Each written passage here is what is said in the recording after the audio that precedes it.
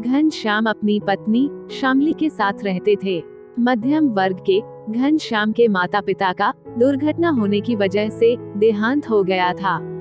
उनकी पत्नी ने 2 वर्ष पूर्व एक बेटे को जन्म दिया था। अब फिर से वह गर्भवती हो गई थी।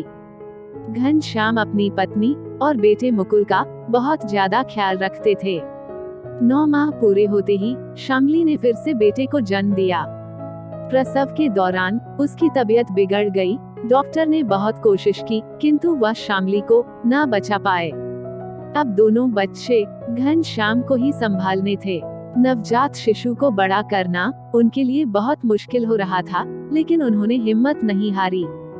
ना जाने कितनी तकलीफें उठाकर वह अपने मुकुल और नकुल को बड़ा कर रहे थे। इसके साथ ही अपनी नौकरी भी उन्हें बचानी थी। सभी विषम परिस्थितियों के उपरांत भी धीरे धीरे बच्चे बड़े होने लगे। स्कूल, फिर कॉलेज और फिर नौकरी। दोनों बेटों की पढ़ाई के लिए घनश्याम ने काफी कर्ज लिया हुआ था।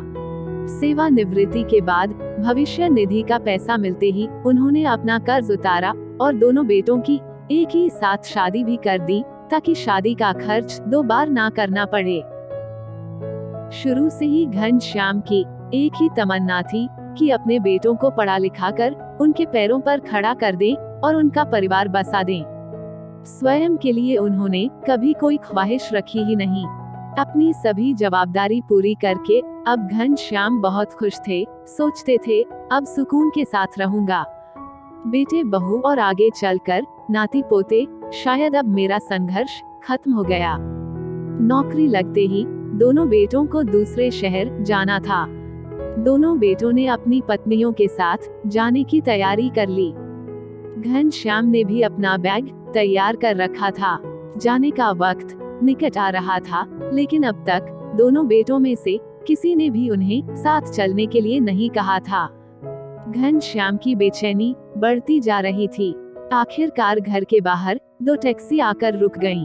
दोनों बेटे अपनी पत्नियों और सामान के साथ बाहर निकल गए, लेकिन पिता को साथ ले जाने का ख्याल तक उनके मन में नहीं आया।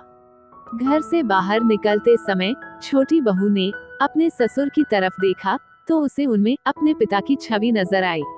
उसके कदम वहीं रुक गए और उसके दिल में एकदम से यह ख्याल आया कि भैया भाभी पिताजी को अपने साथ कितने प्यार से रखते हैं। इसीलिए आज मुझे अपने पापा की चिंता नहीं है, वरना शायद उन्हें अपने साथ यहाँ लेकर आती तो फिर इस घर के मालिक इनके पिता को यहाँ अकेला छोड़कर कैसे जा सकती हूँ। मुझे मेरे माता पिता ने ऐसे संस्कार तो नहीं दिए थे। यहाँ पापा भी कितने अच्छे हैं, सोचते हुए वह अपने कदमों को घर के अंदर ले गई और पिता घनश्याम का सूटकेस उठाते हुए बोली, चलिए ना पापा, आप क्या सोच रहे हैं? मुझे लगा आप सूटकेस लेकर आ रहे हैं। छोटी बहू के मुंह से यह सुनकर घनश्याम को जिंदगी की वो खुशी मिली जो उनके संपूर्ण जीवन के त्याग, संघर्ष और प्यार की अमानत थी। घनश्याम को छोटी बहू ने हाथ पकड़कर टैक्सी में बिठाया, खुद भी उनके साथ बैठ गई। नकुल ने अपनी पत्नी का यह रूप देखा तो उसकी आंखें स्वयं ही शर्म से झुक गई, साथ ही उसकी आंखों में अश्क भी छलक आए। आज उसे अपनी पत्नी पर गर्व महसूस हो रहा था।